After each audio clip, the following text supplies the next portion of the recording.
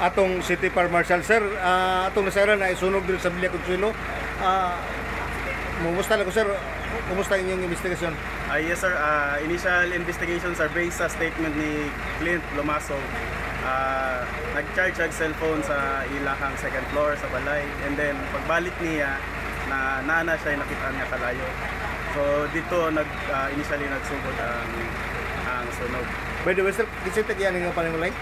Ang kuha sir si Emilia Lomaso, iyang mother ni Clint, ug si Danilo Lomaso. Okay, dayon. Sir, pag-abutin niyo, kumusta ang kalayo?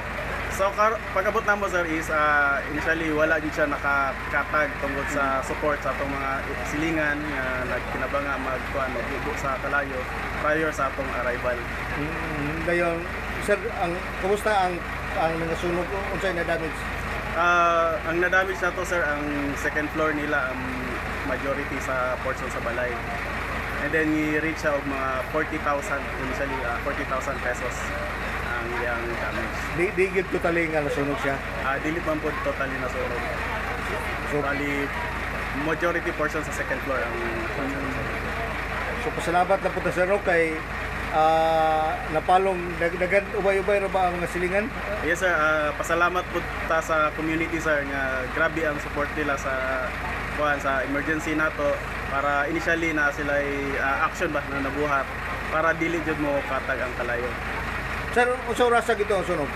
Gitawag sa mga sir 9:05 in the morning, and so, then ni arrive mi diri 9:15 and under control 9:21.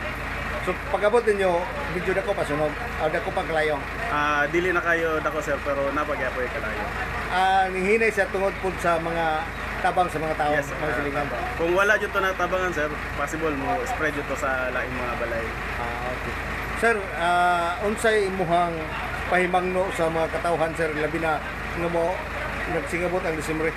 Yes sir, i-remind lang nako ang katawhan diri sa ato as Usamis na bantayan jud nato ato mga electronics na pag-charge o mga Christmas lights o kanang mga fireworks kay usually mao nay source sa ato ang mga sunog pag maabot ang panahon sa Disyembre.